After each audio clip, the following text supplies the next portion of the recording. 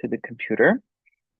So welcome everyone. Today we will be chatting, I believe, on some of the cardiovascular concept. So I will share my screen.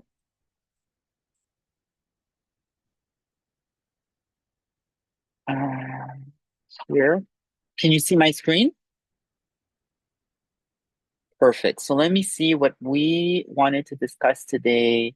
I'm gonna go to the program. And I think for today, what we had was physiological concepts. So for those who are not aware and joining these sessions, first of all, typically like the schedule is there, although sometimes we may decide to adjust depending on if there's like an urgent topic to discuss based on like case discussions and things like that. And often what I've done is that I did put like a link in the website that sends you directly to some of the important material that you may want to read or look into before the session.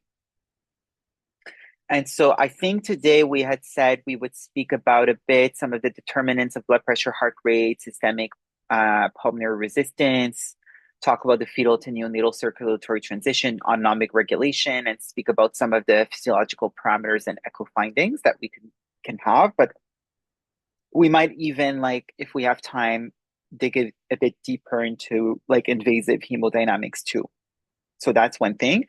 I do want to mention, if to please not forget, whoever's on the line, once you're done this session, you go to assessment tools and then you click on forms and then you provide your feedback of the session. So I'm going to put this in the chat so you can even click on it. And it's very important we get the feedback in order to improve like the content of the session we're going to do throughout the year. It might be me or invited speakers or Dr. Spinard or some of the other TNE Quebec members that will be teaching some of these sessions. So we'll try to make it as interactive as possible. So we'll start, I guess, with a question, like an easy question. And I'm going to ask, what are the components of the blood pressure, let's say? Who wants to dig into that?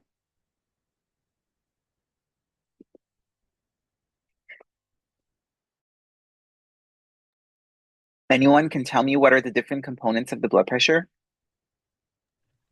Like the systolic and diastolic. Cardiac output multiplied by heart rate. Okay, so a few people like answered. So I heard Yeah. systolic, diastolic blood pressure. I heard cardiac output multiplied by heart rate. So You mean the that's component, the equation? Yeah, this is the component, systolic, diastolic. Yeah. perfect. So, Mm. and why are we spending so much attention to like blood pressure?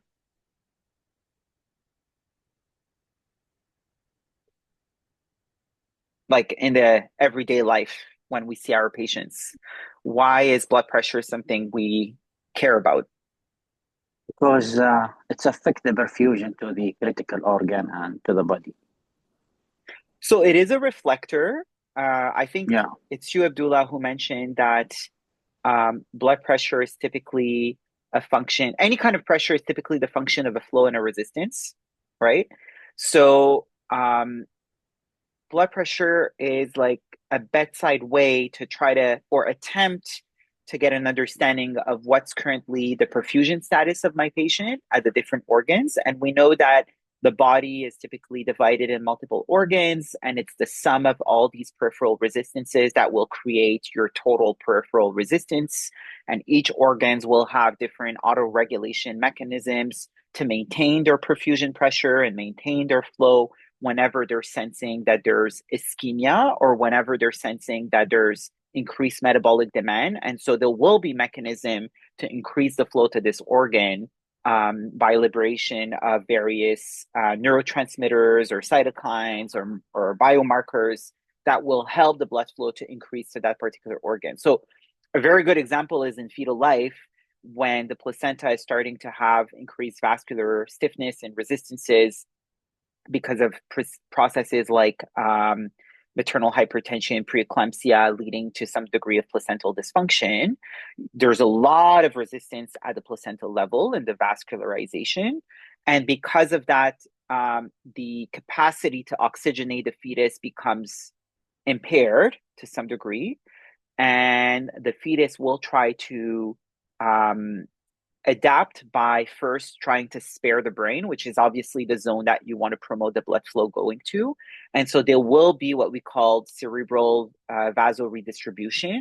And we even see it on ultrasound where there's going to be, more vasodilatation towards the brain. The brain will become, have a nice hair circumference if it's able to compensate. And eventually the rest of the body is the one that's not going to be growing as smoothly.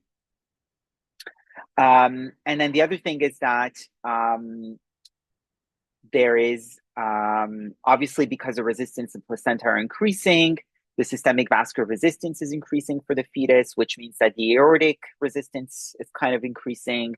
And this transductal shunt that is supposed to be right to left at the fetal level is going to be of less magnitude, which potentially will increase the blood flow to the lungs. And then you can get pulmonary vascular maldevelopment, and then these patients may be at risk of pulmonary hypertension because of that. So if we go back to the blood pressure, I think I have somewhere related specifically to pressures. Specifics law. Yeah, there you go. Pressure is flow times resistance. So in the body, we have a system that is pulsatile, and we typically have two circulatory systems that are not connected with each other. One that is perfusing the lungs and one that is perfusing the rest of the body. And these different territories have different vascular resistances. And even if you look within the system, the vascular resistance within the brain or the vascular resistance within the kidneys will sum up to become this total peripheral resistance. And so we will often translate the blood pressure that you're reading in a major vessel as basically the function of cardiac output or flow within this vessel times the kind of resistance that it's facing.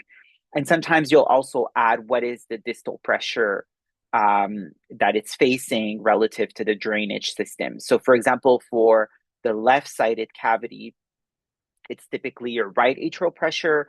And for the pulmonary artery, it would be your left atrial pressure, or sometimes we say the wedge pressure if we think the wedge pressure is going to be the same as the left atrial pressure.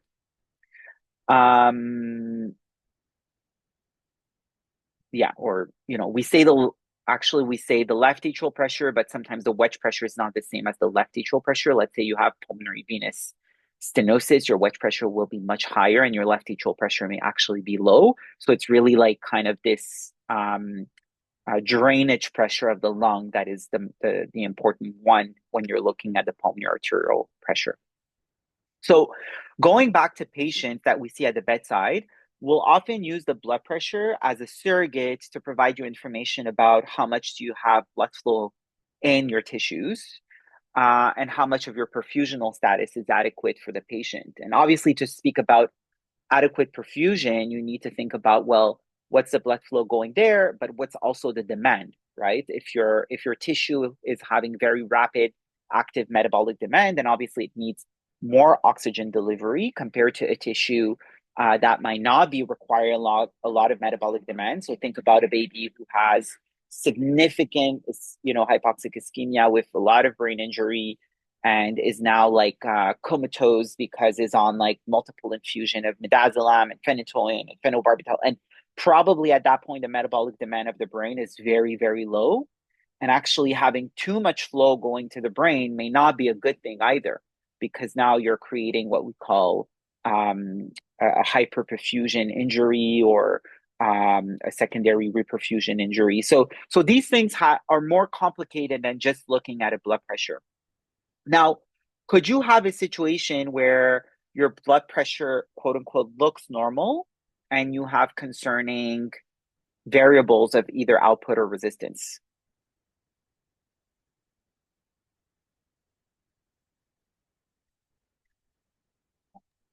Yes, when there is a compensation. I mean, usually the resistant it compensate to the output to give us like normal blood pressure. Yeah. So for But example, sometimes, yeah, sorry. yeah, but I mean, sometimes you have normal blood pressure, but the perfusion is bad.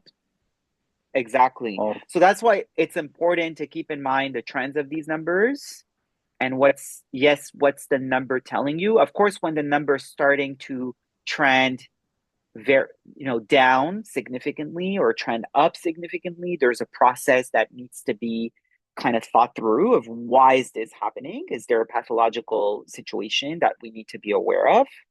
Like hypertension. Well, is there a problem in my kidneys, for example? Is there coarct?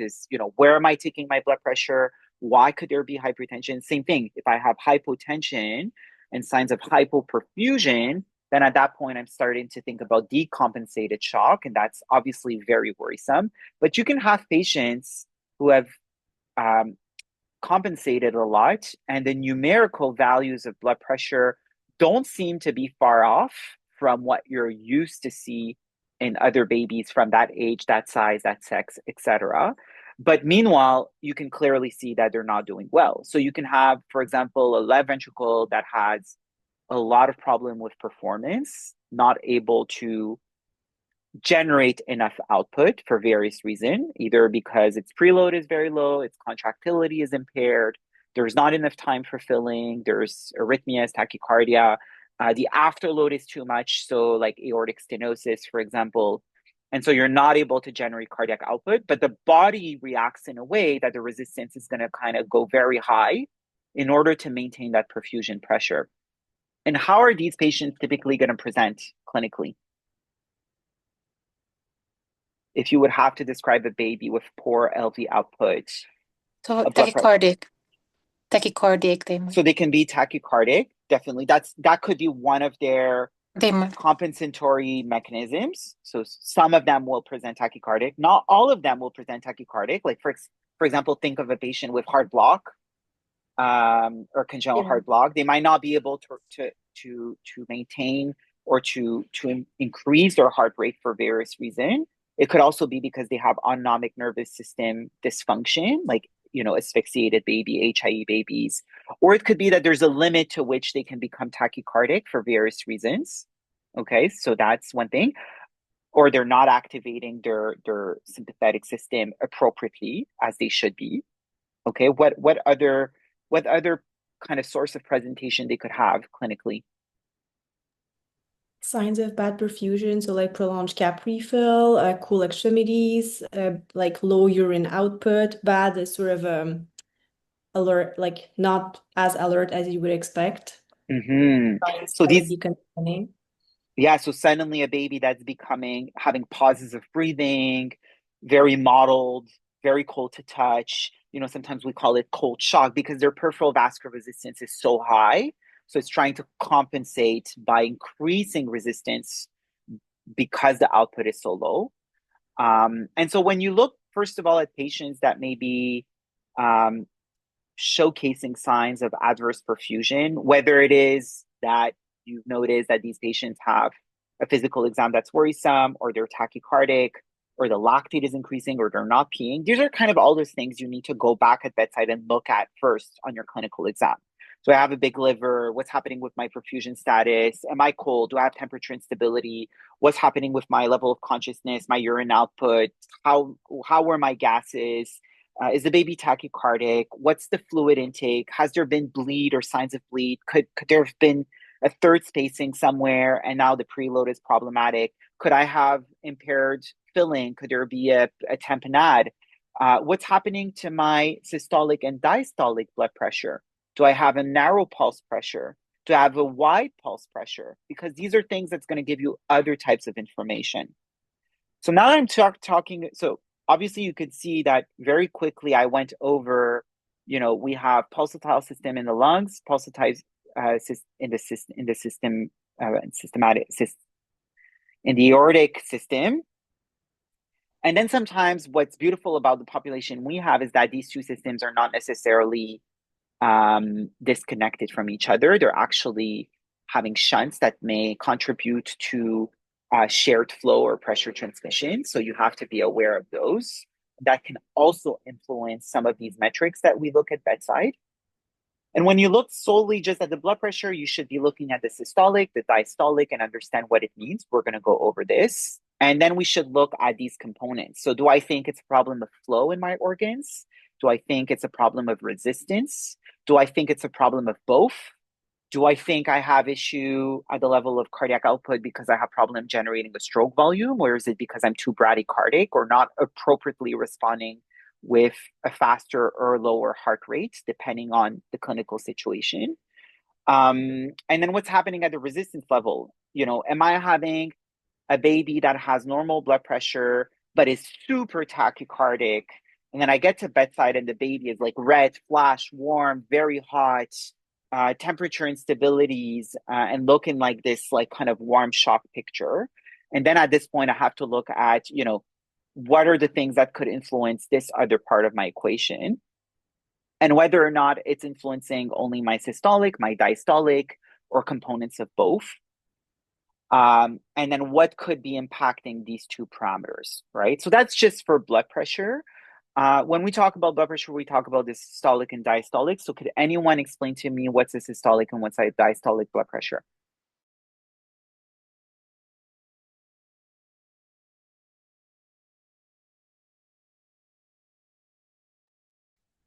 I will point. Anyone can tell me what's a systolic blood pressure? Okay, well, systolic blood pressure is when like the ventricle contracts, so it's the highest pressure, and then diastolic blood pressure is when the ventricle are the most relaxed, so it's the lowest blood pressure. Okay, perfect.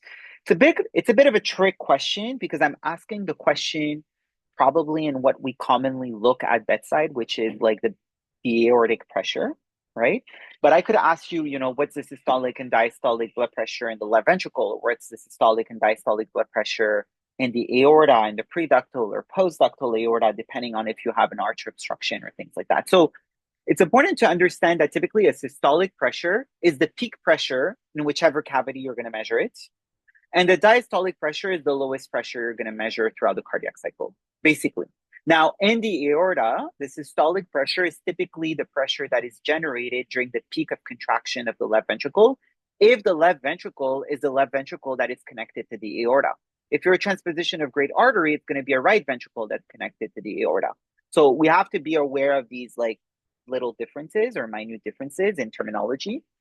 And then typically the mean blood pressure is really this area under the curve, where you have basically, if you do like this value plus this value plus this value plus divided by the number of values, gives you a mean blood pressure, which is the basically area under the curve, and will be influenced by the systolic and diastolic. So for example, if your diastolic is very low and your systolic is very high, then obviously that area under the curve may be similar to a patient who has low systolic, high diastolic, and they're almost near each other. So for example, a baby may have a mean blood pressure of 40 and a systolic of 45 and diastolic of 35. So 45 over the 35, mean of 40.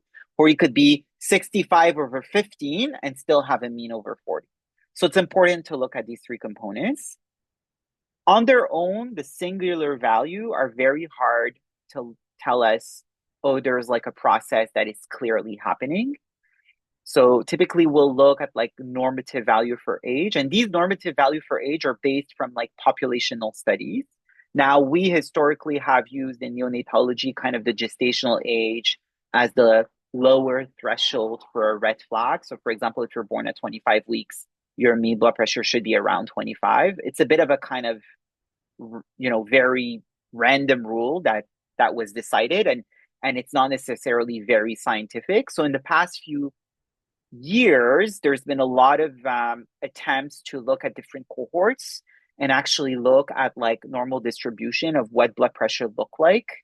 And EPIC recently took some of these reference values and put together what are the fifth percentile. And so we think in medicine and in science that if you're less than the fifth percentile, it's probably that it's already starting to be in a red flag. But there are patients in the first percentile for the population that are completely normal. And there's patient in the 10th percentile that for them, this value is very abnormal. So it's to take with a grain of salt, right? If my perfusion pressure to my brain has always been 100/80, and tomorrow I'm 80/60, then maybe that's not good for me. But if my perfusion pressure has been 150/90 for like 10 years, and suddenly I'm 100/80, then maybe that's not normal for me, even if I look at populational data and 100/80 is within normal for my age, sex, body type, blah, blah, blah. So it's important to keep in mind that numbers of normative scales are actually based on population, and they're there to provide kind of systematic red flags so that we're able to pay attention to some of these patients. But you may have patients that have numbers that are above these values and that are in an abnormal state. And you may have patients who are below these values and they're actually in a physiological state. And it's for us at bedside to look at the trends and look at the bigger picture of the patient and understand what's happening and decide whether or not this is abnormal, this is of concern, this deserves action or interventions or further evaluations. And it's not just by looking at the blood pressure, but it's the trends, what's happening to the heart rate, what's happening to all these components that we think, and where TNE and echo can be quite valuable is to help you infer on what are the properties of these different elements. So for example, what's happening to my cardiac output on my left side, on my right side, you know, is it influenced by heart rate or not? Do I have issues with my contractility? Do I have issues with my preload? Is there something else that may be influencing my afterload to my ventricle? Do I have a component of congestion which will impact my preload on various sides? So for example, I have an abdominal compartment syndrome, and so my RA preload is very low, my RV preload is very low, so I'm not able to perfuse my lung, which will drop my preload to my LA and my LV, and eventually I'll go into shock. Same process with pulmonary hypertension. I have a high afterload to the RV. My RV is dying. I'm not able to provide flow to my left compartment. So my LV will start to see dropping cardiac output. My blood pressure will drop. So the echo or the TNE will help you put together these equations and help you act upon these different mechanisms. And what's particularly interesting is that within particular disease processes, so think about sepsis. Sepsis could be affecting your contractility, it could be affecting your preload, and it could be affecting your afterload. So sometimes by TNE and your complementary evaluation, you'll see my baby has a bacteremia. This bacteremia is E. coli. I have a situation where my lactate is rising. The blood pressure looks fine, but clearly I have a problem with other processes. So, on my exam, I have cold extremities, so I suspect the resistance is very high. I wonder if the cardiac output could be a problem. So I'll look at the echo. LV function is problematic. The baby's very tachycardic. He doesn't have time to fill. He looks underfilled because there's probably some degree of capillary leak. So it's all these things you're going to put together. And based on what is the phenotype you outline, you kind of circle what are the things you want to act on. I need to act on the contractility because that's one of the big driver problem based on this septic shock. I need to give obviously antibiotics. I need to decrease my cardiac demand because the contractility is bad. So I need to act on either by giving, intubating the patient to decrease the respiratory workload, providing adequate oxygenation, maybe giving fluid resuscitation if I see that the preload is low. And then sometimes, acting on some of these hormonal control that may be immature in some of our patients. So for example, hydrocortisone or some of these things. So that's kind of for blood pressure. If you go, especially Laurence, Abdullah, and Ben eventually when he's going to listen to this talk, because I don't think he's on this line today, it's very important. And there was a great session by Dr. Daniel Rios last week where she really kind of pinpointed some of the key physiological principles. I've put together here on the website some of these key physiological principles that throughout the year, I think you need to go back and look at that. So for example, what does afterload mean? It's obviously like a concept that seems very easy to understand, but it's not that easy to understand. The best way I could put it out is going to the gym and trying to bench press against different loads So you're going to be putting 2 plates, 3 plates, 4 plates, whatever is going to be very different when you're going to start to bench press. And that's represent the afterload of your particular ventricle that you're looking at, either the right or the left ventricle, depending on where they're at in terms of the position relative to the great vessels. Also important to understand the pressure curves in your different cavities and vessels. I think in medical school, you've seen a lot of these curves. I'm going to show, yeah, these curves. And this is basically the basic of what we're trying sometimes to understand at the bedside, because all the atrioventricular valves and arterial valves are going to be important to maintain pressure in the upstream cavities. The valves are going to be important to prevent the pressure drop. So for example, your aortic valve is there to maintain pressure in your aorta during diastole. Your mitral valve is there to prevent backflow into the left atrium during ventricular contraction. And then all these curves are informing you on what are going to be the effective pressure buildup in the different cavities. So if I go back to my physiological concepts, I want to now bring you to quickly the heart cavities, where, as I mentioned, the blood pressure could be different depending on where you measure it.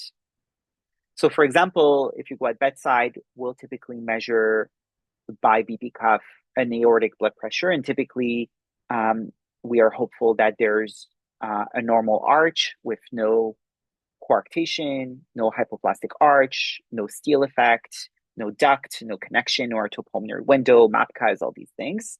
And so if you measure 50 on 30, what you assume is that your systolic LV pressure is 50. And if you have 30, it means that when the aortic valve is closing, you're able to maintain a blood pressure of 30 in your aorta. If this value is very low, so what could drop significantly the diastolic value? Aortic insufficiency.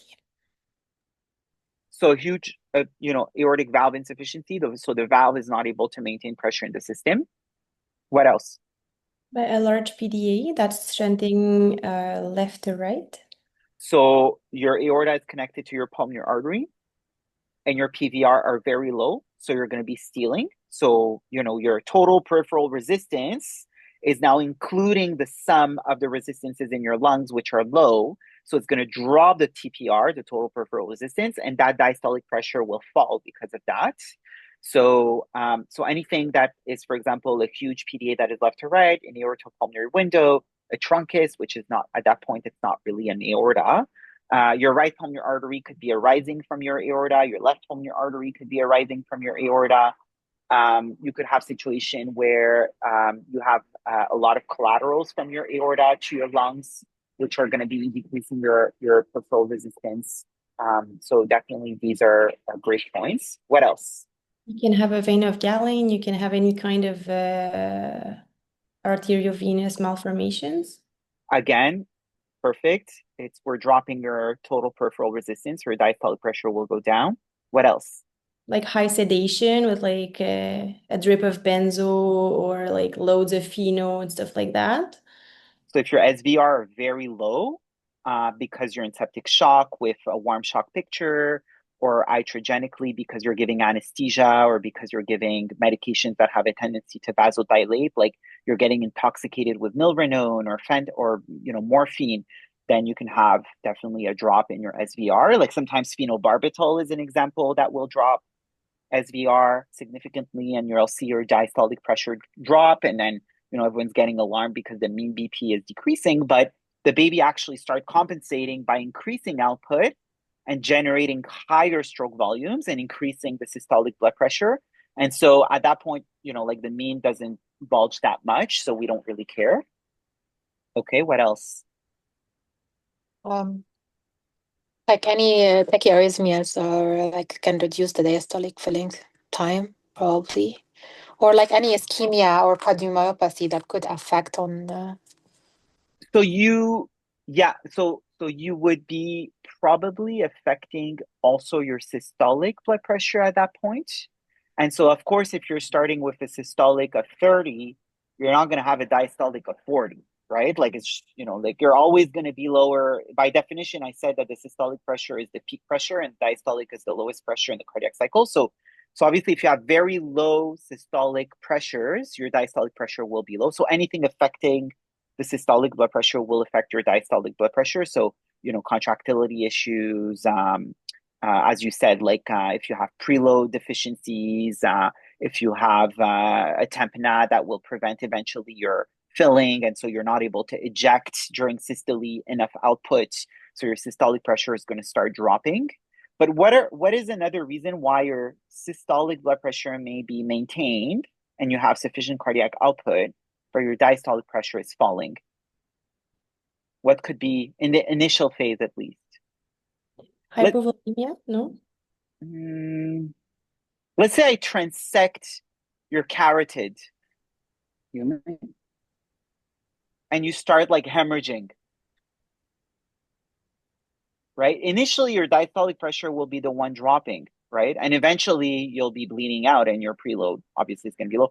So things like a big rapid bleed, these patients like quickly will start showcasing drop in their, if they have an active bleed that's ongoing in their belly or a capillary leak or IVH, for example, initially they'll drop their diastolic blood pressure and eventually they'll start dropping everything because then it's like the whole preload of the body that gets impacted. But the initial mechanism is that the systemic vascular resistance suddenly drops, right? Because your system doesn't have integrity anymore. So there's a leak somewhere in the system. Okay. I think we covered most, and there's all these rare things like aortoventricular tunnels and like ruptured sinus of the valva of the aorta and things like that. Okay, so we will assume that the aortic systolic pressure will always be the same as the LV systolic pressure unless there's obstruction at the outflow tract. So if there's an obstruction at the outflow tract, these two cavities won't be able to equalize. And typically in diastole, the LV will have very low pressure because the LV is kind of re-expanding. And it's always going to be somewhere around 5 to 6 millimeters, like 3 to 6 millimeters of mercury, just because there's, the LV is never completely underfilled. It's not an empty cavity. There's always a bit of blood. So it means there's always a bit of higher pressure than the ambient air. And then the atrial pressure will typically be the same as the end diastolic pressures. Same thing on the RV side. We have a systolic and diastolic blood pressure in the pulmonary artery, which are typically lower because the PVR are lower than the SVR, but the flow are the same between the two systems, right? Typically your QP and your QS is 1-to-1. So if I have the same flow, but I have lower resistance in the pulmonary vasculature compared to systemic vasculature, it's normal that my blood pressure is lower in my pulmonary system compared to my aortic system. So here I have 25/10. What's going to drop my diastolic blood pressure? For example, if I have significant pulmonary insufficiency, or if for some reason I have a lot of pulmonary vascular malformations and a steal effect through the lungs, like arteriovenous malformation in the lungs, for example, that's going to steal from the blood flow in the pulmonary circulation. If I'm on a lot of pulmonary vasodilators and I don't need to be on, then your diastolic pressure in your pulmonary artery may be low for some reason. And then eventually your RV systolic pressure will be the same as your PA systolic pressure if you don't have an obstruction of the outflow tract. So if you have pulmonary stenosis, you have to bypass this gradient. And so if I have a pulmonary stenosis with 40 millimeters of mercury of gradient, it tells me that my RV pressure is 40 millimeters of mercury more than my PA pressure in systole, right? But we assume they're the same when there's no outflow tract obstruction. And then finally, the diastolic pressure in my RV is also very low because during diastole, your RV re-expands. And this pressure will be the same as your RA pressure because the tricuspid valve is open and these pressure tend to equalize. Clear?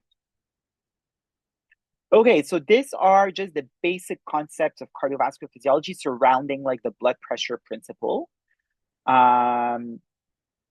are many elements that come into line when we speak about that. I think we spoke about preload, afterload, contractility. You will find material on what is afterload, what is preload, what are the different pressure curves on this website. So for those undergoing the actual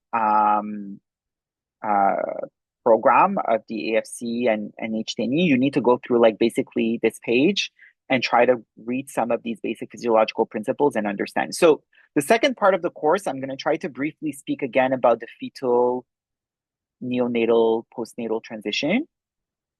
And I would love for someone to give me kind of the story of what's the fetal life cardiovascular system looking like, what's happening at birth, and what are the natural transitional mechanisms after birth.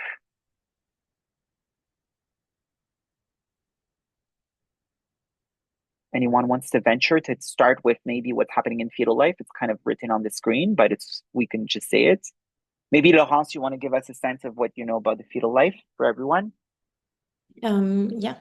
So in fetal life, well, oxygenation is done by the placenta mostly. Well, I mean, any kind of exchanges are done by the placenta.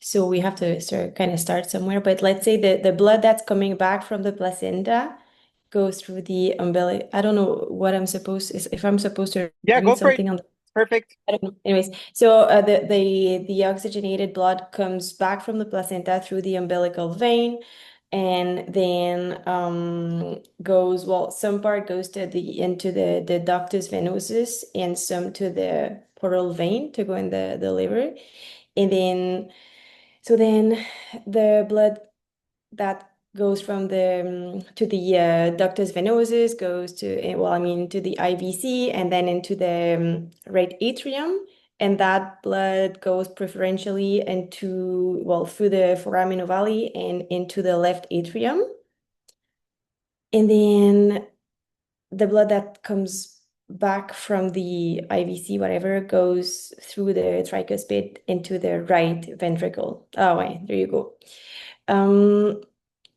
And so the blood that goes through the right ventricle goes into the main pulmonary artery. Then some of it goes to the lungs, but most of it is shunted through the PDA into the descending aorta.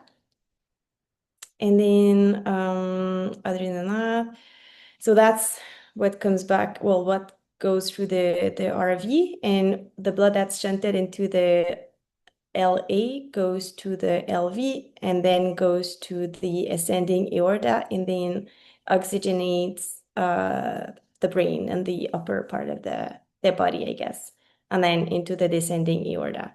And then all of this blood goes down the descending aorta and through the umbilical arteries, goes back to the placenta and gets reoxygenated and then comes back through the umbilical vein.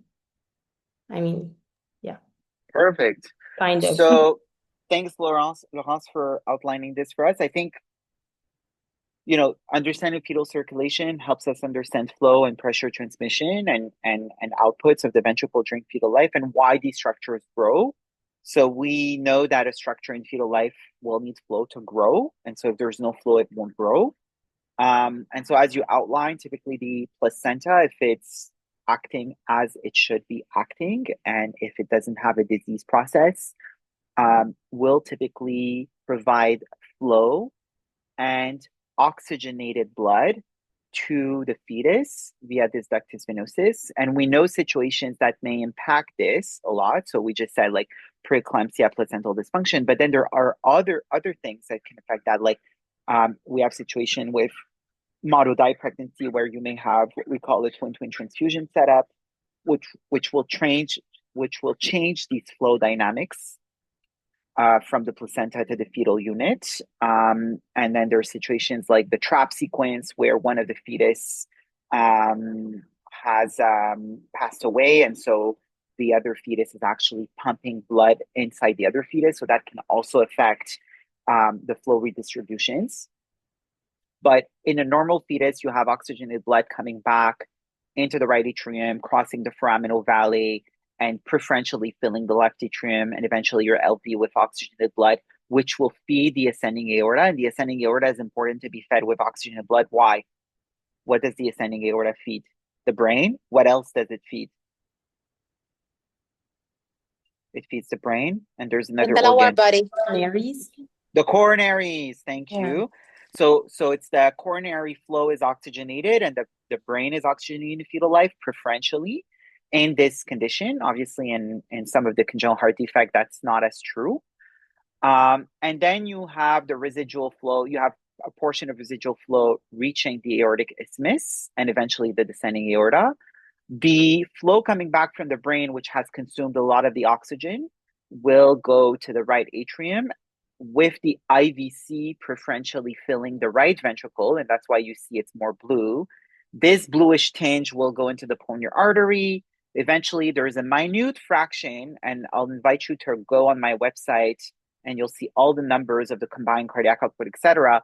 But basically, the principle is that this blood flow will reach the descending aorta and eventually go back to the placenta to get oxygenated and recirculate, as well as to feed the lower limbs. A portion of the flow goes through the pulmonary artery and then come back through the pulmonary veins.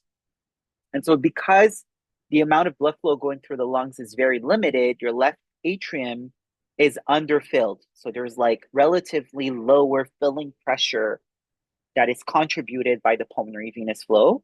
And because there's a lot of flow coming back to the right atrium, both from the SVC, IVC, and ductus venosus, the shunt is going to be from the right atrium to the left atrium, because here it's a party, and here it's basically 2 to 3 people coming back from the pulmonary vein. So the balance of filling pressure will favor blood flow from the right to the left atrial side, which will send this blue blood, which will provide the right to left oxygen and blood inside the interatrial area, while the blue blood will mostly cross via the ductus arteriosus back towards the descending aorta and eventually to the placenta. So obviously the PVR to SVR ratio will be driving this. So we have high PVR, low SVR, but the minute you're going to change that, either because you're changing your PVR in fetal life, so I don't know, you're giving oxygen to the mother, which will also probably change your SVR, by the way. And then if you're changing the SVR, so for example, if you have issues with like placental dysfunction, TTTS, some of these things, you could alter this relationship of blood flow.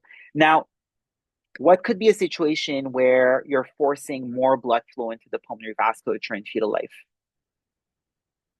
Well, IUGR with like high placental resistance, because then you sort of have less shunting from right to left, and so more flow into the lungs. Pulmonary arteries. Yeah. So that could be causing remodeling. What else?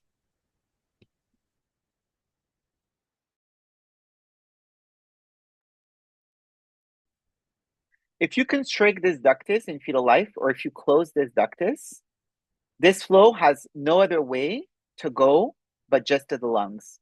So we call this the preterm ductal closure, and obviously you significantly increase the flow going through the lungs, and the lungs will be reacting by vasoconstricting. And the more they vasoconstrict, the more they will be developing muscularization, and the more they develop muscularization, the more you're at risk of developing acute pulmonary hypertension after birth, because these vessels are not going to relax nicely in the postnatal stage. The other thing is that because your PD is closed, suddenly your RV is facing directly these PVRs, right? And so the afterload will suddenly increase dramatically. And if you know the Laplace law, which is about how you respond to wall stress, is by wall tension, is by eventually developing hypertrophy to compensate for that. And so this RV will become significantly hypertrophied, which may impact the cavity filling capacity. So your RV might not be able to have that nice capacity to first relax, but also it will decrease the actual volume it may be able to handle. And so these patients, even once their PVR are lower in postnatal stage, they may become blue or stay blue for a long time because they have this persistent right to left shunt at the atrial level, just because the RV filling pressure are very high because this RV is not compliant. So a lot of these patients need a lot of patience, and you need to just tolerate sats in the 85, 88, 90, 88, 85, and they're perfusing okay. And it's just you need to give the time for this RV to remodel. We see that also in babies who have pulmonary valve stenosis. Once you do a balloon valvular dilatation, it's not like suddenly the RV becomes thin and compliant. So it takes time for this RV to remodel. So many of these babies will stay a bit blue for a bit of time because the RV needs to kind of readapt to the decreased wall stress. So that's a reason why you may have like abnormal pulmonary vascular kind of resistance. What could be a situation where I just told you that flow promotes growth? So if you don't have flow into your left ventricle because you have mitral stenosis or mitral atresia, you're going to get hypoplastic left heart syndrome. If you don't have flow in your LV, you're not going to grow your aorta. So your aorta will be very small. And so you're going to have like coarctation or hypoplastic arch. If you have tricuspid atresia and you have like a very tiny VSD and there's no way for the blood to get into your RV cavity or the right-sided chamber, the right-sided chamber will not grow. I say right-sided chamber because technically to be a ventricle, you need to have an inlet. So when we say, oh, there's a RV, it's not really a RV because it's tricuspid atresia. So your right-sided chamber is going to be small. If you have tricuspid stenosis or Epstein, your RV may be underdeveloped because there hasn't been a lot of flow through the RV unless there's a lot of like to and fro flow from like insufficiency. If you have pulmonary stenosis, sometimes your PA may be not as big because you didn't have that as much flow as you would have. But most of the time with pulmonary stenosis, pulmonary arteries are of good size. And do you know why? How come? How could it be of good size? Because of this. Because if this is blocked, then the flow will come from here and just fill it retrograde. And so it still can grow because of that. So when I ask, oh, what are situations where there's not enough flow that your pulmonary vasculature would not be able to grow enough, a lot of people will tell me right away pulmonary stenosis or pulmonary atresia, but that's not necessarily true because you often have a duct that will promote flow to your pulmonary vasculature and still allow that 10% to go through the lungs and vascularize the lung and allow for pulmonary vascular growth. So it's typically in situation like extreme pulmonary atresia, like TOF pulmonary atresia with MAPCAs, where you don't even have a duct. So you're dependent on these like tiny collaterals coming from the aorta to perfuse your vasculature in your lung. And these patients are at risk of significant pulmonary vascular undergrowth. We see that sometimes in patients with single ventricles where we did bending, like let's say we did a hybrid procedure where we put a stent in the duct, but we bended the pulmonary arteries. If you bend too much the pulmonary arteries during the first kind of interstage, so the first few months of life, your vasculature doesn't grow as much. And then these patients have problem. And then you need to like find a way to kind of revascularize the lung by, decreasing the bending, waiting a few months for the vessel to grow into the pulmonary vasculature. So it's important to understand that flow allows you for these vessels to continuously grow. Okay. Sorry, there's a bit of noise. So that's for the immediate fetal circulation. A trick question, I think Laurence knows the answer, but I don't think the others know the answer. In fetal life, what's higher, the pulmonary arterial pressure or the aortic pressure?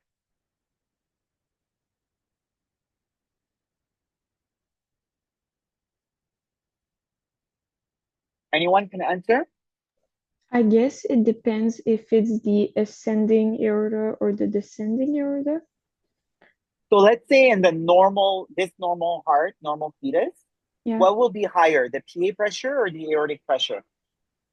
Like instinctively, I would have said the PA, but since you said it's a trick question, because Laurent, if it's can the you PA, explain? there's going to be a shunt. Maybe there's the isthmus that makes it like higher in the aorta. I don't know.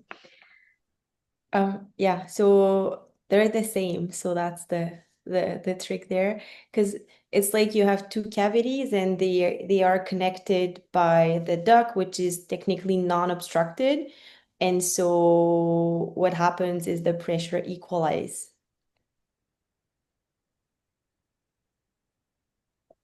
It's exactly that. So if you look here, this is the blood pressure in your aorta, 70. Sorry, this is your pressure in your left ventricle. Yeah, this is pressure in the left ventricle, this is pressure in the right ventricle. And look, pressure in your left ventricle is 70 and pressure in your right ventricle is 70. Why? Because when you connect two structures together, the pressure will equalize on both sides. So it's not the pressures that are different in fetal life unless your duct becomes constricted. And that's when your pressure is going to start changing. But if your duct is wide open and it connects the two systems, technically you'll equalize your pressure. So your PA pressure is going to be 70/45 with a mean of 55, and your aortic pressure will be 70/45 with a mean of 55. It's going to be the same pressure. What's going to be different is the resistance. And so because the resistance is very high in the lungs and resistance very low in the aorta, then your flow is going to be very low in your lungs and your flow is going to be very high in your aorta. And that will be true even for a baby after birth who has a big PDA. Does that make sense? So that's an important concept to remember when you're looking at shunt physiologies. So in the last 8 minutes, the baby's born. Blood flow in the lungs will increase because the lungs open like a parachute. There's a lot of mediators that are being secreted that are going to be pulmonary vasodilators, and that are going to trigger the fall in the pulmonary vascular resistances. You get also a lot of surge in catecholamines, as well as the clumping of the cord, which will eventually increase significantly your systemic vascular resistance. Because of this, you'll start reversing a bit of the shunt profile at the ductal level. You lose the prostaglandin that are secreted by the placenta. You're exposed to oxygen tension, and you have enough muscle to respond to it around the ductus. So that ductus will start constricting based on that. And you get what we called functional closure of the duct based on this. And eventually you get anatomical closure, which means that this duct will become fibrosed and will become a ligament, which we call the ligament arteriosum. And then because you get a lot of pulmonary blood flow, your LA pressure will rise. And as your LA pressure rises and equalize with the RA pressure, and eventually gets even higher than the RA pressure slightly because your LV is facing higher SVR, and so your LV starts remodeling and becoming more muscular, so the LV and diastolic pressure starts increasing slightly. You get more bidirectional shunting, eventually left to right shunting, and this left to right shunting will close the duct. The other thing that will close the foraminal valley, so the flap of the foraminal valley. And you have to remember that for the first 24, 48 hours, as this PDA is still closing, there's slightly more pulmonary blood flow than systemic blood flow. So like your QP to QS is a bit higher. So that will increase a bit your LE filling relative to the RE filling. And so that will reverse also the shunt at the atrial level, which will promote also this closure of the flap. Now we know that a quarter of the population, 25%, will keep this flap a bit open. And so you'll find a PFO in about 25% of the population. So that's still very normal to find that. And often we'll call it, and that's important for you, Laurence and Abdullah and Ben, a PFO is typically, and that depends by gestational age, but when you're term, if you have an intraatrial shunt of like less than 4 millimeter, typically it's like, insignificant, and we're often going to call it a PFO. But of course, that depends on the size of the baby, the gestational age, etc. If you have a 400-gram baby and you have a 4 millimeter intraatrial shunt, that's very different than a 6-kilo baby that is now 2 months old, right? It's not even a baby anymore. So it has to be contextualized, and the 4 millimeter rule tends to be more for like these term patients or once they reach term or close to term. But it's also like the configuration of the intraatrial shunt. Like, is there a flap, or are there two like very clear edge? Are there more than one communication through the intraatrial shunt? Then we talk about like, multiple holes or multiple atrial septal defects. And then what is the type of the hole? Like, are we talking about a ASD primum, secundum? Are we looking at, partial anomalous pulmonary return, a sinus venosus defect? All these defects, except the secundum, are obviously needs to be seen immediately by cardiology. And if it's a secundum and it's a tiny one, then if it's less than 4 mm, most people would stop following them. But it's 4 mm and more, you would need to be referred and followed and make sure that this either closes or eventually gets addressed by cardiology. So that's for like the postnatal transition. And then in another meeting, we'll be discussing like how this transition can be very much so impacted and affected, and some of the aspects that could eventually, disturb all of this, and how it presents clinically and by echo. So I have 4 minutes. You will see that I've put a lot of material here on the transitional physiology. I think, Laurence, if you can take a look at it, and Abdullah and Ben, if you're on the line also, very important. I think if you understand the transitional physiology and some of the congenital heart, that just provides you more hemodynamics kind of understanding. And so it creates like more of these connections in the brain.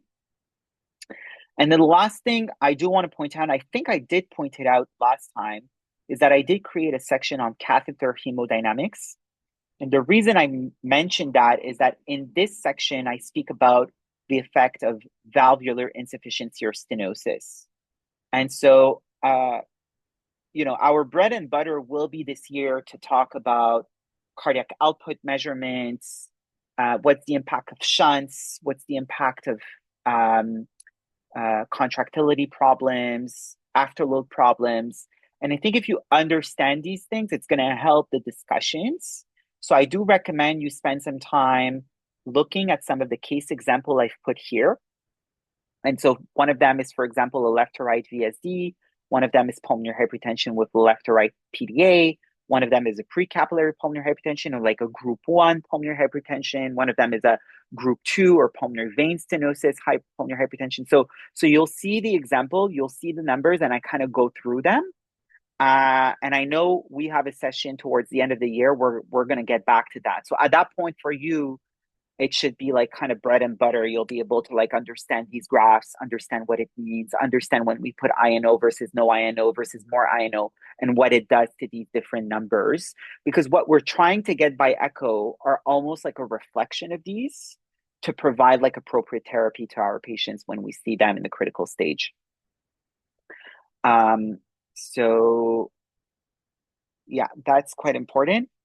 The last thing for you, Laurence and Abdullah and Ben, if you can take a particular look at the QPQS section to understand what is a Fick principle here, this one, I think that's going to help you contextualize what it means, the pulmonary to systemic flows kind of ratios, right? It just helps understand how much blood flow is going to the lungs versus what is going to the body, what is oxygen consumption, how is the RE, saturation informing you versus what's happening in the pulmonary veins versus what's happening in the pulmonary artery versus what's happening in the aorta. It's not necessarily echo-based, but again, it helps you contextualize like cardiac output. Perfect. 2:59. Any questions? Was that clear? Yeah, thank you. Yeah, is piece of your soul died in this room today, or all good? Sorry. Okay, cool. Okay, so next session is going to be a bit more dedicated to like kind of echo terminology. We're going to go through actual views and measurements. So for those who are less interested in looking at actual echo images and measurements, I don't know if it's that pertinent, but it will also be recorded and available. But for Abdullah, Laurence, Ben, it's going to be particularly important to listen to the next one. Okay, so don't forget to fill your evaluations, and I'll see you soon.